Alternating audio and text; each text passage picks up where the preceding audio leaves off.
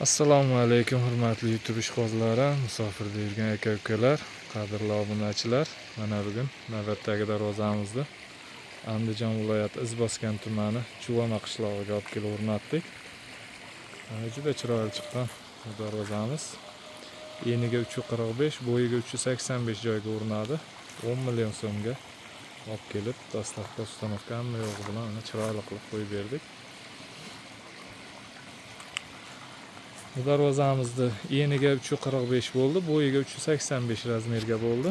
1 kvadrat metri 750 ming so'mdan olib kelib o'rnatildi. Darvozamiz materiallari bilan tanishtirib o'tsak, stoykalari 10 ga 5 shviller bo'ldi, tagi 2 yoni shviller bo'ldi.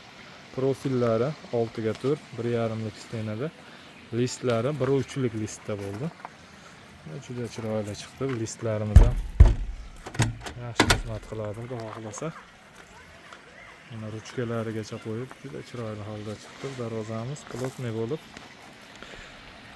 profillari ham 6 ga 4, 1,5 lik stenada, listlari 1,3 lik bo'ldi. Ichidagi chaspaklari ham 1,5 lik stenada, bundaqa 2 ga 3 chaspaklari ham polniy 1,5 lik stenada bo'ldi.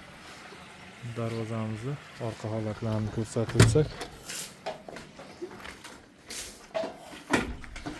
darvozamiz orqa holatlari, orqalari ham tekis, juda chiroyli holda o'rnadi. Zamoklar o'sha har doim o'rnatiladigan zubur zamok.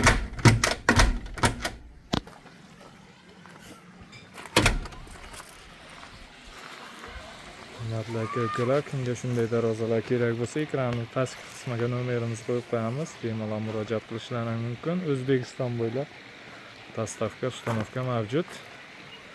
Hamda kanalimizga yangi bo'lsalaring, obuna bo'lib, like tugmachasini bosib, videomiz keng tarqalishiga hissa qo'shasizlar degan umiddamiz. Xudo xohlasa, doim kuzatib boringlar. Keyingi videolarimizda ham kraska sepish, o'rnatish jarayonlarini qo'yib borishga harakat qilamiz. Doim sog' bo'linglar, salomat bo'linglar.